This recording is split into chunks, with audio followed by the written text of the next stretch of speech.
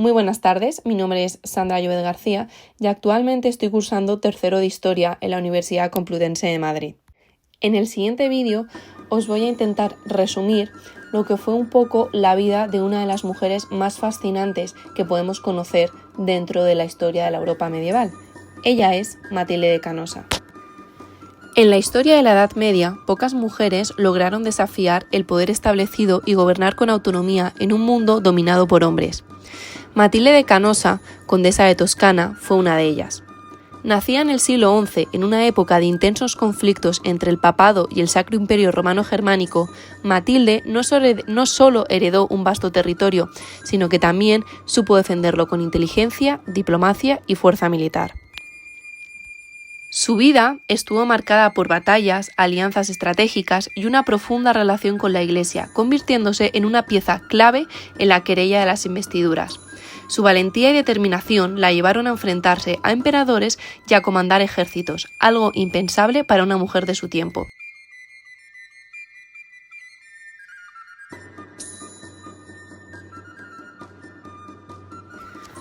Para comenzar este trayecto, en primer lugar nos vamos a centrar en la primera etapa de su vida, a la que he decidido llamar infancia y juventud. Matilde de Canosa nació en el año 1046 en Mantua, en el seno de una de las familias más poderosas del norte de Italia. Su padre, Bonifacio de Canosa, era marqués de Toscana y señor de vastos territorios, mientras que su madre, Beatriz de Lorena, pertenecía a la nobleza germánica. A diferencia de muchas mujeres de la nobleza medieval, Matilde recibió una educación excepcional. Aprendió latín, la lengua de la diplomacia y la Iglesia, así como conocimientos sobre política, administración y estrategia militar. Su madre fue fundamental en su formación, inculcándole desde pequeña un fuerte carácter y la habilidad para gobernar. La infancia de Matilde estuvo marcada por un evento que cambiaría su vida para siempre. En el año 1055, cuando ella tenía apenas 9 años, su padre fue asesinado en circunstancias misteriosas y, poco después, sus dos hermanos murieron. De repente, Matilde y su madre quedaron solas al frente de un extenso territorio en una Europa convulsa.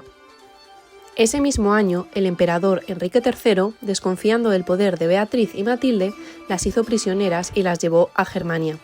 Durante varios años vivieron bajo vigilancia imperial, una experiencia que fortalecería el espíritu de Matilde y su desconfianza hacia el Sacro Imperio Romano Germánico.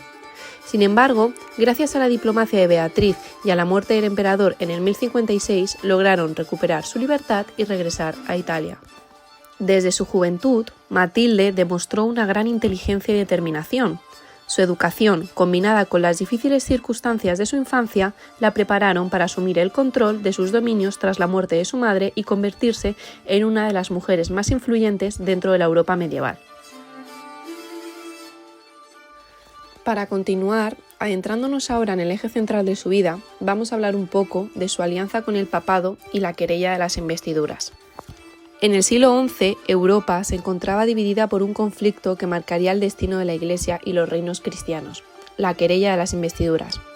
Este evento enfrentaba al papado y al Sacro Imperio Romano Germánico en una lucha por el control sobre la designación de obispos y autoridades eclesiásticas. En medio de esta crisis, Matilde de Canosa se convirtió en una pieza clave en la defensa de la autoridad papal. Desde muy joven, la condesa había crecido bajo la influencia de la Iglesia. Su madre mantenía una estrecha relación con el papado y ella heredó la misma devoción. Cuando el papa Gregorio VII ascendió al trono pontificio, encontró en Matilde una aliada inquebrantable, ya que ambos compartían la visión de una iglesia independiente del poder imperial, y Matilde estaba dispuesta a luchar por ello. El momento más famoso de su vida ocurrió en el invierno de 1077, cuando el emperador Enrique IV, tras haber sido excomulgado por el papa Gregorio VII, se dirigió al castillo de Canosa para pedir perdón. Durante 3 días, vestido con un humilde hábito de penitente, Enrique esperó a las puertas del castillo, mientras Matilde actuaba como mediadora entre el papa y el emperador. Finalmente, Gregorio VII lo absolvió en lo que sería recordado como la humillación de Canosa, un evento que simbolizó el poder del papado sobre la monarquía imperial.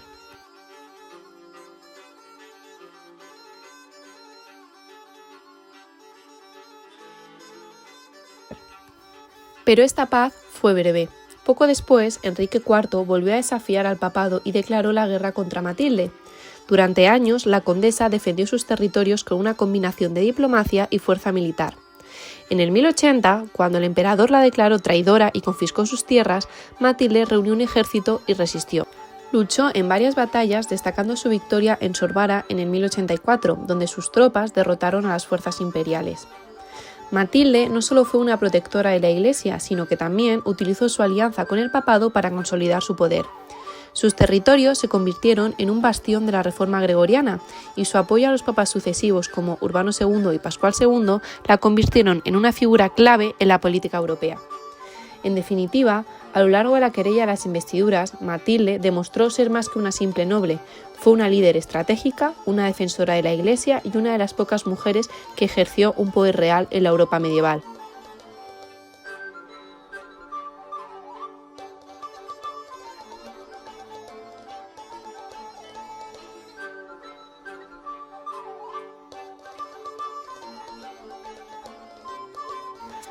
Para continuar, ahora nos centraremos en lo que se refiere a la crisis personal y a los conflictos de la condesa.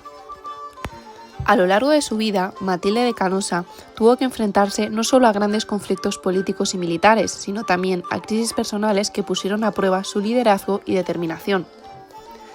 En el 1089, en un intento por reforzar su alianza contra el emperador Enrique IV, Matilde se casó con Güelfo V de Baviera, miembro de una de las familias más influyentes del Sacro Imperio Romano Germánico.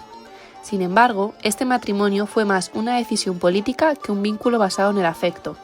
Matilde, una mujer madura y con experiencia en el poder, se encontraba unida a un esposo mucho más joven e inexperto, lo que generó tensiones desde el principio. La unión nunca funcionó y en el 1095 la pareja se separó, lo que representó un revés para su estrategia diplomática. Pero sus problemas no terminaron ahí. En el 1090, Enrique IV, decidido a debilitar el poder de Matilde, lanzó una gran ofensiva contra sus territorios. Sus tropas avanzaron rápidamente y tras una serie de enfrentamientos lograron ocupar Módena, Regio y Mantua, zonas clave dentro de los dominios de Matilde.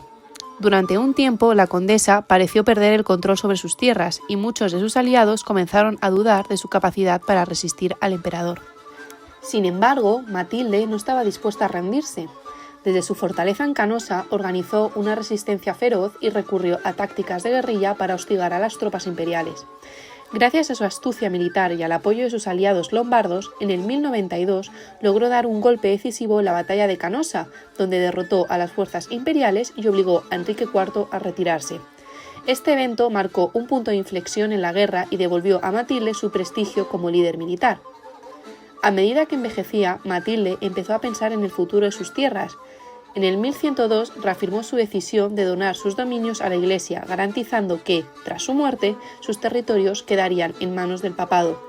Este gesto consolidó su legado como protectora de la Iglesia, pero también generó nuevos conflictos con el imperio, que no estaba dispuesto a perder el control sobre tan valiosas tierras.